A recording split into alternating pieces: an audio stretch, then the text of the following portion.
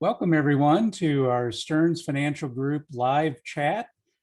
This time around, we are going to talk about our big three pillars that we've been discussing in our recent written chats, the things that need to go right for us to go in the right direction for the stock market and our economy in the COVID endgame. And we're also going to be talking about that important wild card area, which we have again been talking about in recent chats, and that's going to be the subject of a lot of our discussion today. I am joined by John Thomas, JT, and Glenn Joyce, both from the Stearns Financial Investment Committee.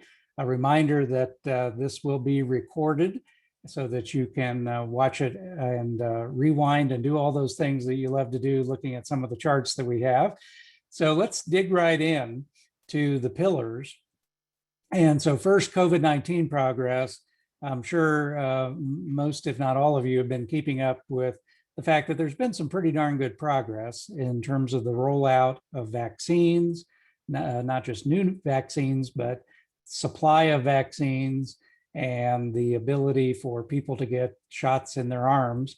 And we've also, in the state of North Carolina and our local area, seen some rapidly falling hospitalization numbers, still probably a little higher than we'd like to see. But again, a lot of the progress there has been pretty darn good.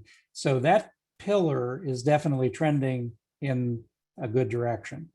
The corporate earnings we've been talking about a lot have actually exceeded some of our expectations and look like they're going to be very strong for many sectors of the stock market, not all, but those should be better than expected in 2021 and possibly beyond.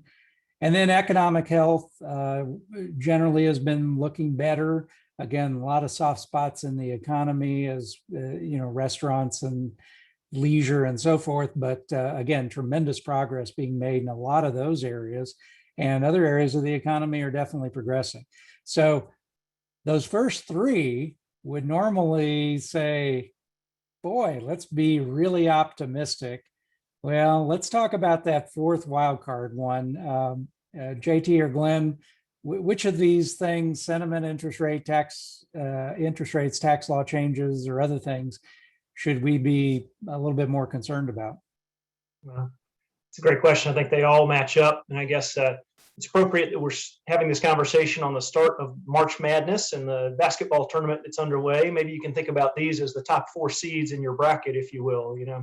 Those top three have been pretty dominant. You might have Illinois, Baylor, and Michigan in those top three categories, but the wild card has been undefeated in recent times. If you think back to last year, obviously the COVID arrival and certainly contested election, all those things, those wild cards that none of us had ever really lived through before, came to the fore. So I'm not sure Gonzaga would like that analogy, but they being the undefeated, maybe they're the wild card that is strongly in mind as well. So then, as to your point, it's kind of hard to bet against those top three. They are very compelling right now with the reopening, all the pent-up demand, the incredible support from the Federal Reserve, and now the stimulus and potentially infrastructure packages. So, there's a lot of reasons to think that we might have a pretty decent year. Typically, the second year of a new bull market after a recession. And if we think about last year, perhaps being a classic recession, a new bull market tends to be fairly long-lived, tends to be 3-4 years in duration. Second year tends to be pretty decent, but with a good bit more choppiness. Again, we know the markets on average have a 10 or 15% drop every year, and we ought to expect that something like that could come at any time. So, interest rates have been the one most recently, but all of the GameStop, Tesla, Bitcoin kind of speculative frenzy that we've seen in recent months definitely are indications of the fear of missing out, and that sentiment just really being quite robust, frothy even. Again, we'll talk in a minute, but as we move through the year and begin to have the market look further into 2022, those interest rate and tax change issues will be things that have to be digested and could certainly pose some challenges to the market as we move through the year. So, Glenn, which of those wild cards are most concerning to you? Dennis, I think when you just look forward, it's probably the sentiment risk. We think about, long term. We'll talk about this more at the end of the presentation about how over longer periods, the market and the economy are typically in equilibrium, or at least fairly close. Fundamentals matter. But over shorter periods, sentiment really can drive things. And you think back to what you were just describing earlier, Dennis. I mean, right now, these pillars are looking pretty good. I mean, we passed the 100 million vaccination threshold. We're doing like 2.5 million shots per day. There's a lot to suggest that we could have a pretty strong economy this year from a pent-up perspective and that kind of snap-back thought. But when you think about kind of where we are, our starting point on valuations, how much is already baked in, we know that it's much more about how are things going, are they getting better or worse, than whether they're good or bad. And so I think sentiment, that disappointment risk, is probably the most prevalent thing on my mind. Is kind of volatility tends to happen when expectations don't align with reality. So I think that's a key one. I do think interest rates are part of that. If interest rates go up a little bit too quickly, as we've seen a little bit this year, and a lot of that's tied to inflation, which the Fed thinks will be more transient. Those are the things on more on my mind. I think the tax change is longer term, but that's something we'll talk more about as part of the next stimulus. So why don't we move ahead to shifting into status on the market. So this is a chart that's probably familiar to a lot of you. The quilt, as we call it, just ranks for each year the asset class returns by category from best to worst. And as you glide across that chart, you might find your eye following that asset allocation mix, which is towards the middle. So that's a blend of different asset categories. That is your diversified portfolio that obviously we start with as our core.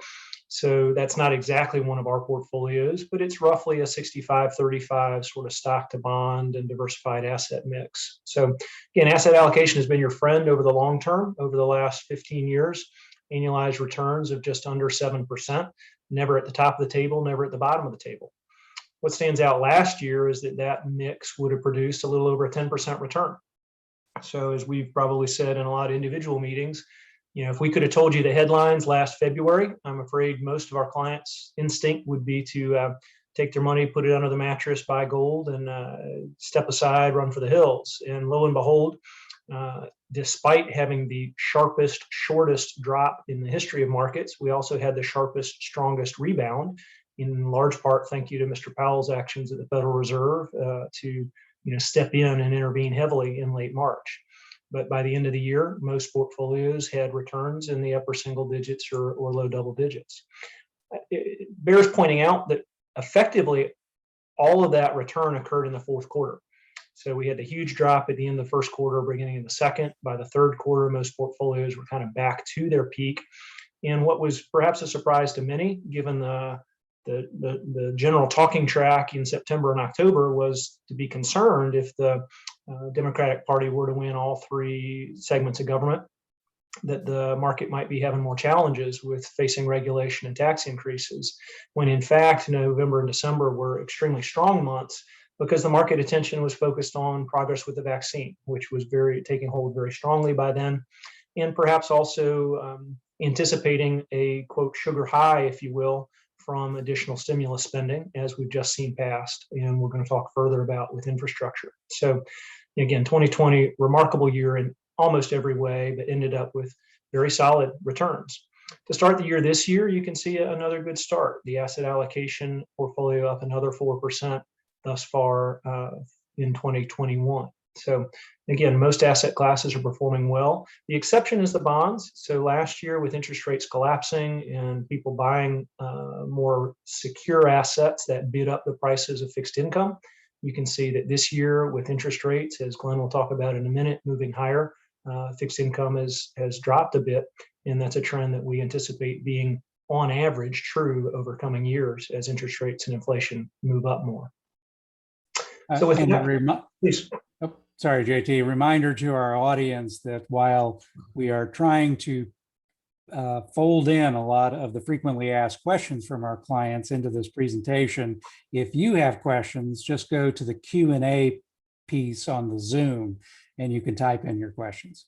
So go ahead, JT. Yeah, though if you ask whether it's going to be Winthrop, UNCG, or Texas Southern, we may not have an educated guess on that.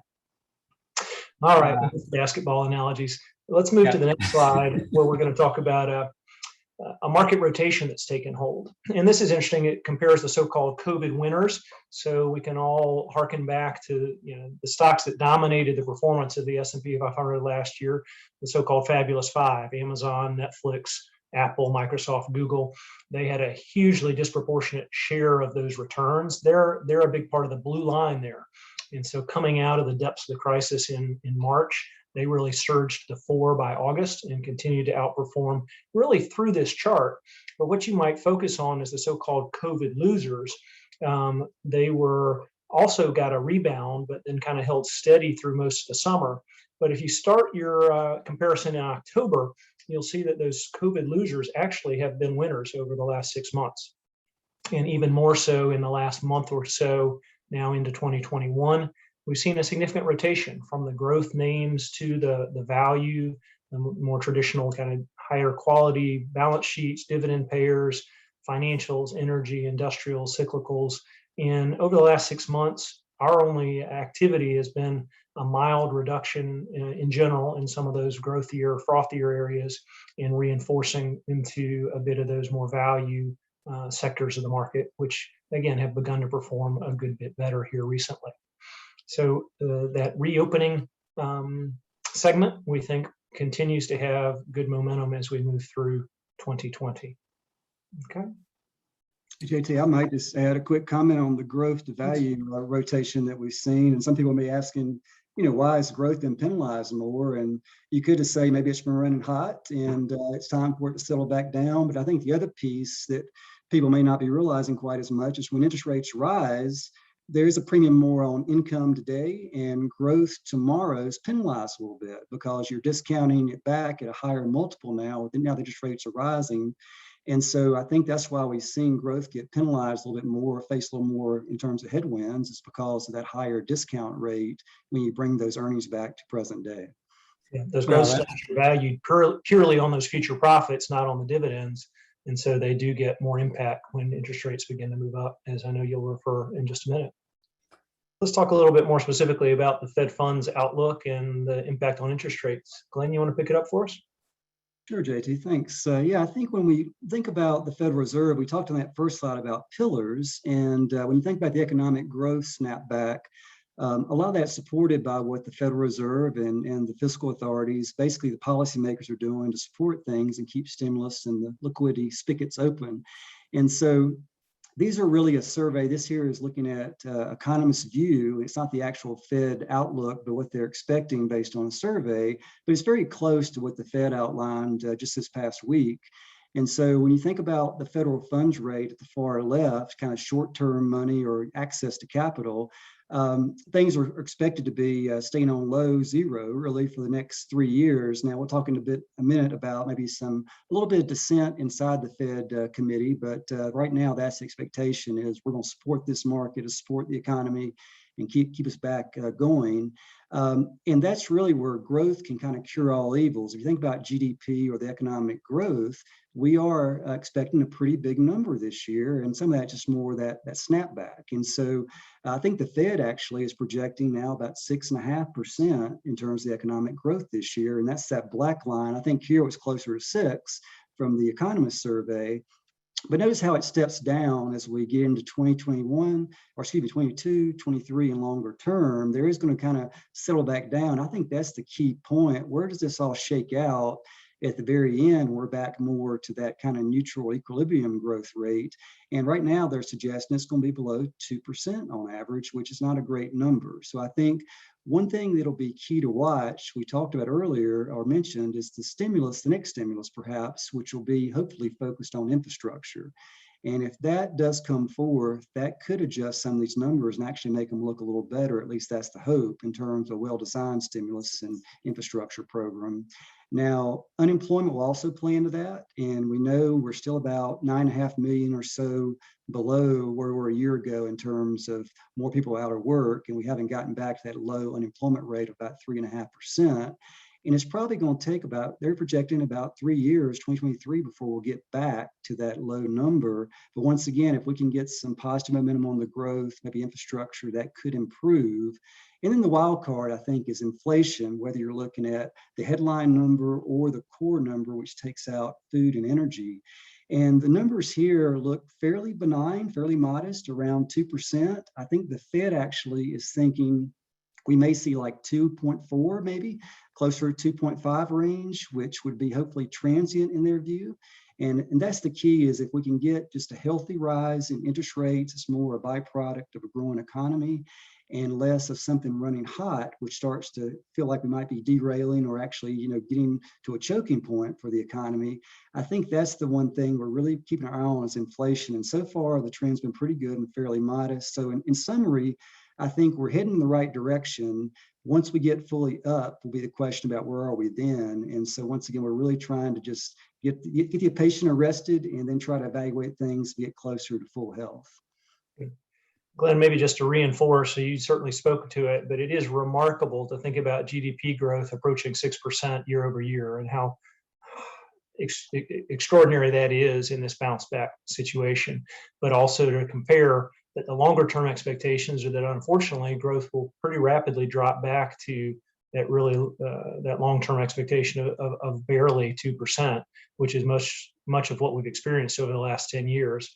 In that environment, that's where you see the Fed being pretty comfortable with inflation being a more transient episode, if you will. Yeah, and this is where, in our live chat on inflation and some of our other commentary, we've talked about the fact that some people are surprised that with this kind of bounce back in growth, that we wouldn't have more inflation. Well, as those of you who either read the written chat or saw the live chat, there are way more forces at play here than just what we're looking at on this screen. And there's the old bathtub analogy that if the water in the bathtub has gone down and you add a whole bunch of water, you don't necessarily have it flood in your bathroom. So again, I think there's a lot of forces at play. What in the old days we called the King Kong versus Godzilla battle of inflation versus deflation is still battling pretty strong. All right. Let's move to the famous Fed dot plot. What are we looking at here? So the Fed dot plot, I think that was created back in 2012 as part of Ben Bernanke's desire to provide more clarity in terms of what the Fed was thinking and kind of giving, market followers or Fed watchers, a better way to say it, just more of a preview and hopefully maybe reduce some of the volatility perhaps. But what we're doing here is, you think about the Fed, and there's a Federal Open Market Committee. And so when you have the Fed officials that are looking out the front windshield and trying to say, what is future Fed funds policy? And Fed funds, once again, is the access to capital. It's kind of the cost of money. And so it's those short-term rates that we're all watching. And right now they're pretty much on zero. There's usually a range like 0 to 0.25%. And that's really what these folks, these officials, part of the Fed Open Market Committee, they're projecting what they think where the Fed funds is going to be in the coming years. So you can see out 2022, 2023, and then longer term. And so once again, most folks feel like they're going to stay flat on zero until 2023. But notice how on this dot plot, and these are the individual constituents' expectations, notice how we've grown in terms of maybe dissent or people thinking maybe we should start to raise Fed funds rate a little earlier. There's now 7 in terms of those dots that are above that 0 line in 2023. So that means people are starting to think maybe we should consider raising rates sooner. Now, I will say we haven't really talked about the quantitative easing or the non-conventional measures with the bond buying program and the things that the Fed is doing to buy assets to support the market. I would expect that they will probably start reducing that before they start dealing with the Fed funds rate. But once again, this is just more of a guide for people to look out and say, where do they think future interest rates will be? We know that's a very important thing for the market in terms of interest rates and supporting the market movements. Notice longer term, they think the neutral Fed funds rate is around 2.5, and neutral just means kind of that equilibrium rate where the economy's not going too hot or too cold. And so I think, Dennis had mentioned in some of the investment committee meetings, at what point do we get back to the 4% days, and that's more on the, longer term rates. And I think right now we just got to have a better economic growth footprint, like JT was describing earlier. We got to see economic growth be sustainably higher than 2%. We know this year should be really good, but to get the interest rates up much more than what we're seeing here, or at least the short-term rates, the growth is going to be something that's going to have to come forth. I don't know, JT, Dennis, you have any other comments on this? I think that the interesting factor has been over recent weeks how much the market determined interest rate, specifically the 10-year bond yield, has moved up. So, as recently as 3 or 4 months ago, we were well under 1%, had been down at 0.6, 0.7 10-year bond yields, and it's now up to the 1.6 range. So that's a pretty dramatic move in recent weeks. There's some technical reasons that might be overdone a little bit in the short term, but while the Fed is continuing to exert a lot of bond buying autonomy, that is also something that's likely to keep those bond yields a little bit capped out and keep the inflation fears in check. But that has been a big factor in this reversal in the stock market performance over recent weeks as well. Yep. It's a good segue for the next year, I think. So yeah, if we look at the longer term profile on the 10-year Treasury, as JT described, we've talked in the past about how far we've come since the early 80s when we had that great disinflationary force and the moderating interest rate and inflationary trends. But notice how low we got.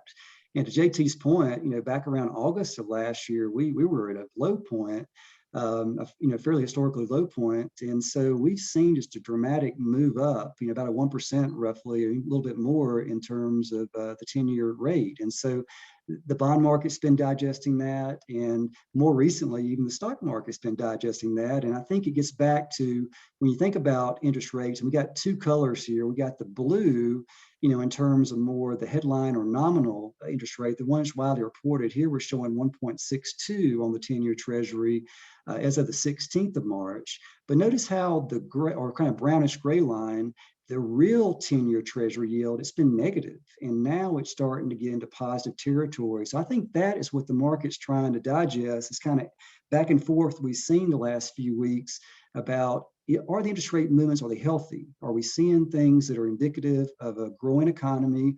Or no, are these concerning points where maybe it's a sign that things are getting a little hot and inflation's more of the concern? I think the more recent data we've seen inflation suggests that it's not it's pretty modest. It's not too much of a concern, even though the Fed does expect it to be a little higher this year. We do think that'll be the case, but how much higher is the big question. But once again, I think interest rates have been a big story. We are concerned about them going too quickly. And so if we see this continue to move up, let's say closer to 2%, it's going to be very interesting to see, how the market reacts. And I think that's the big question that we're just grappling with and trying to figure out in terms of at what point do we get concerned about rates coming back too soon. And I don't know, JT, Dennis, you have any other comments, but I think that's really the main point here, at least from my perspective. Actually, that probably moves well into the next slide where we're talking about returns by category over the last 20 years. So there's a lot on this chart, but if you look at the bottom half first, this is taking a 20-year slice of time, 99 to 2019. Think about all that we experienced in that time. It was marked by two exceptional bear markets. So we had the 2000 to 2002 dot-com collapse. We had the 08-09 financial crisis, both of which were extreme bear markets. And yet, if you take that full sweep of time, the S&P 500, even riding that roller coaster, still produced a return of about 6% annualized. So pretty decent return.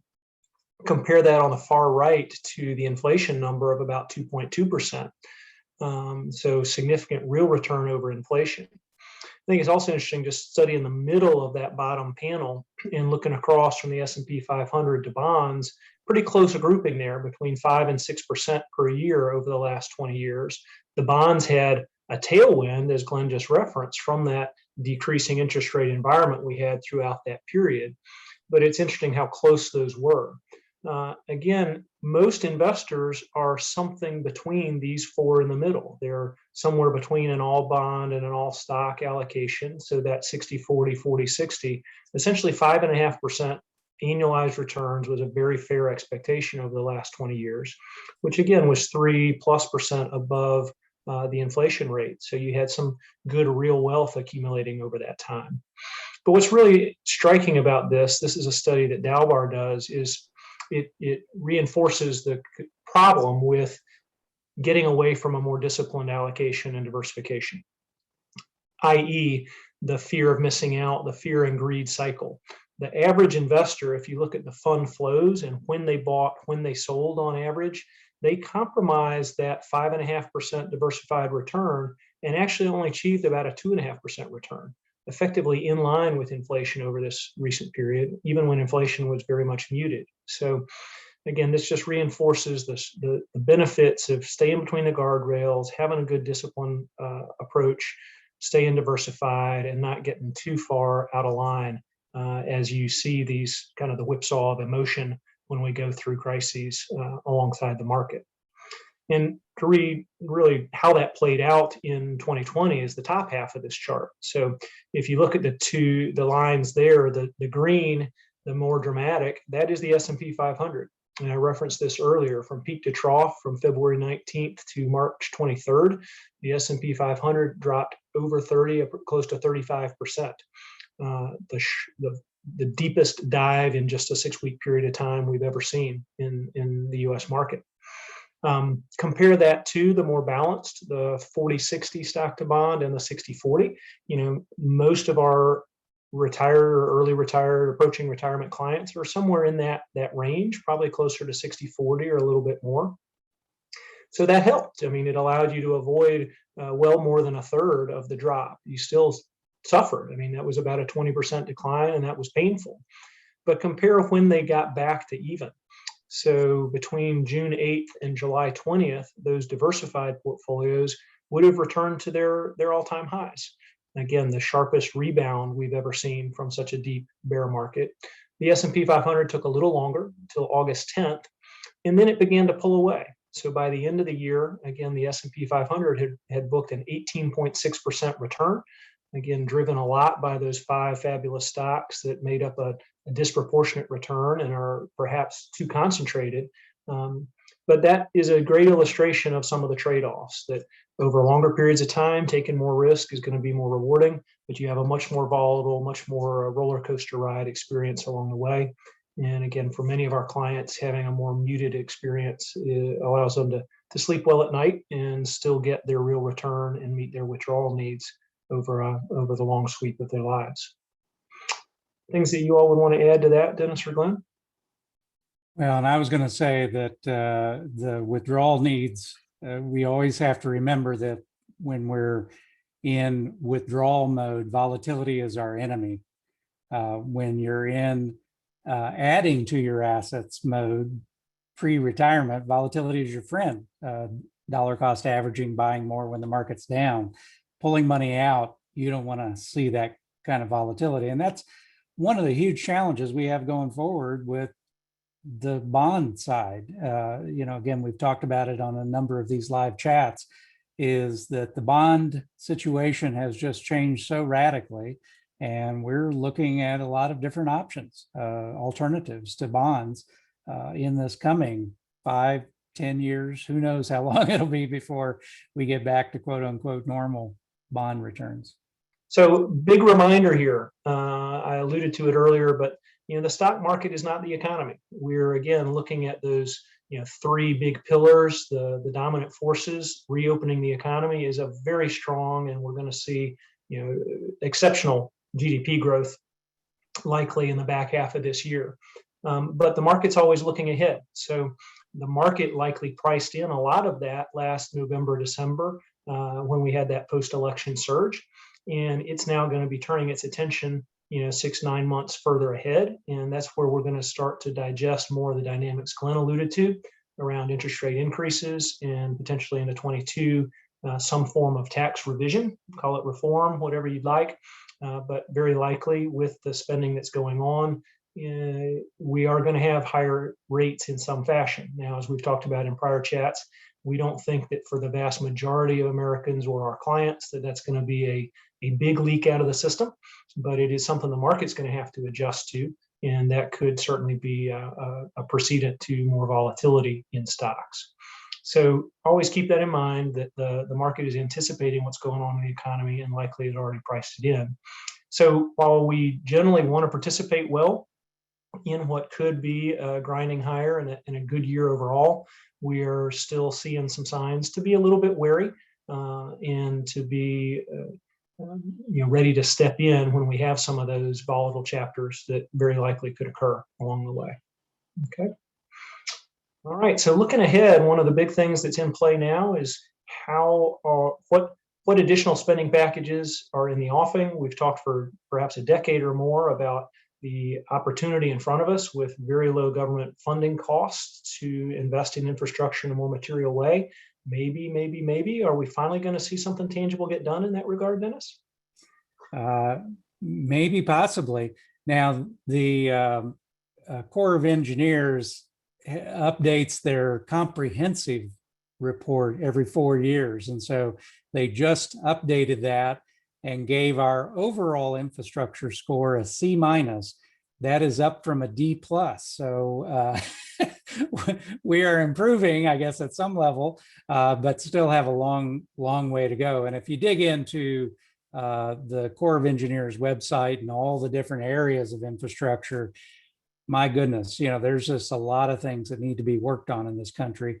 But it goes beyond roads, water main breaks, some of the things that are on these headline areas. And so it gets right to the new infrastructure in the country. It's the cyber infrastructure and protection against cyber attacks. It's the electrical grid, and again, protection against cyber attacks. We had the famous squirrel attack some years ago that took us down, but I think the cyber piece is a much greater concern given some of the things that have happened in the last 6 months on the cyber attack area. And so there's a whole lot of things way beyond just what you normally think of as infrastructure that need a lot of work. The other piece that some very noted economists have brought up is if we're going to stay competitive with China, we got to really get our act together on a lot of different fronts. And we've got to be able to up our game to continue to compete with them in the next 10 to 20 years. So that gets us into what is a well-designed infrastructure plan. We emphasize the well-designed. We know there's a lot of unusual things going on inside the Beltway these days, and hopefully the politicians will be able to step back a little bit. This is to a certain extent a bipartisan issue. Both parties have been talking about infrastructure for a while. They just haven't quite figured out how to make it happen. And unfortunately, that has left it up to many states to try to figure out what to do. And so hopefully it will be a well thought out plan. And these are the major outputs that can come out of a well-designed infrastructure plan. Increase our competitiveness in the future with China and other countries, increase that US GDP growth, the economic growth, not just for a year or two with like some of the stimulus packages where, the current stimulus package, the money is going out. Actually, we just had a B of A and a couple of other studies that said they think that over 50% of the stimulus recipients are not going to spend it. They're going to pay down debt or save it. Now, that's not necessarily a bad thing from a professional financial planner's point of view, but that doesn't help the economy writ large.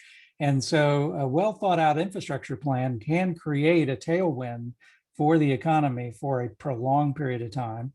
Better employment opportunities. We've talked over the years about our concerns about the techno-industrial revolution. Yes, there's a lot of phenomenal things that are happening there. Positives on the healthcare front are amazing, but it's displacing a lot of jobs and will continue to displace a lot of jobs in the next 5 or 10 or 15 years.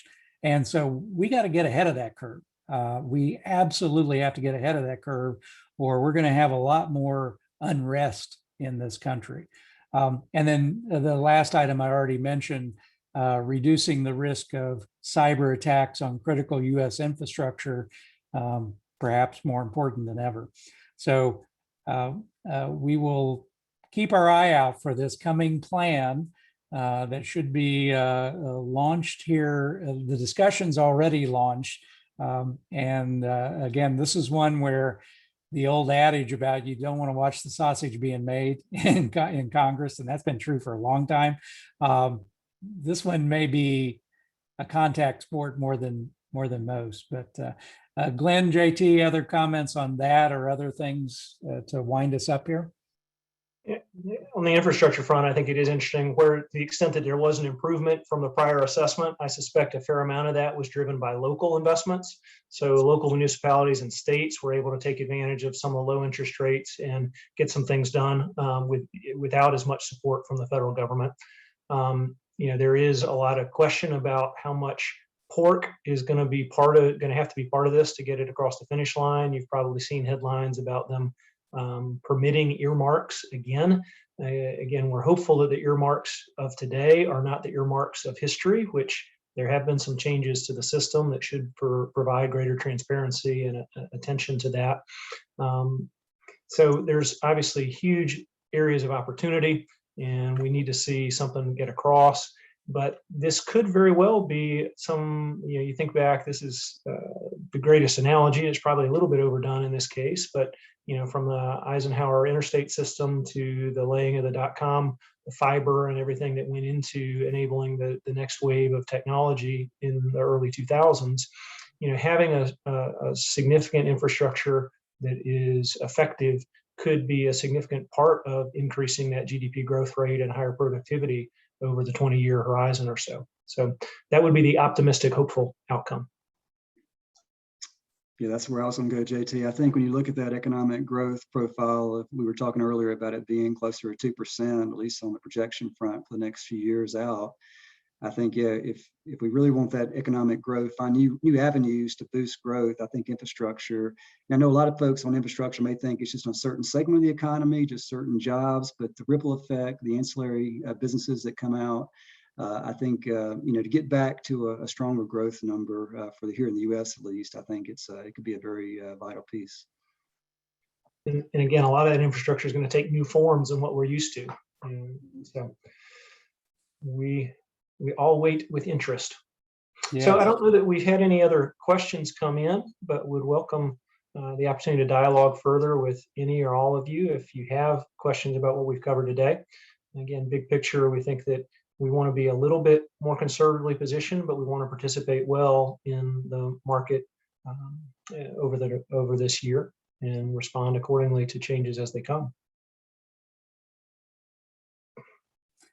Well, we seem to have done a good job of answering a lot of the frequently asked questions because we have no additional questions right now. So I'll take this opportunity to thank Glenn and JT for their comments. And thank you all for keeping us apprised of what your frequently asked questions are so that we can actually address those either in our live chats or written chats. We are moving to a once a month live chat format effective with this one. Our next live chat will be in April, and it'll be all about future technology, featuring PJ and Dax and all the gee whiz things that are going to be coming down the line. So stay tuned for that one.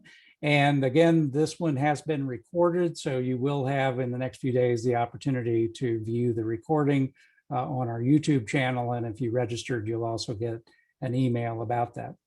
So on behalf of Glenn and JT and the entire SFG team, thank you very much and have a great weekend. Thank you.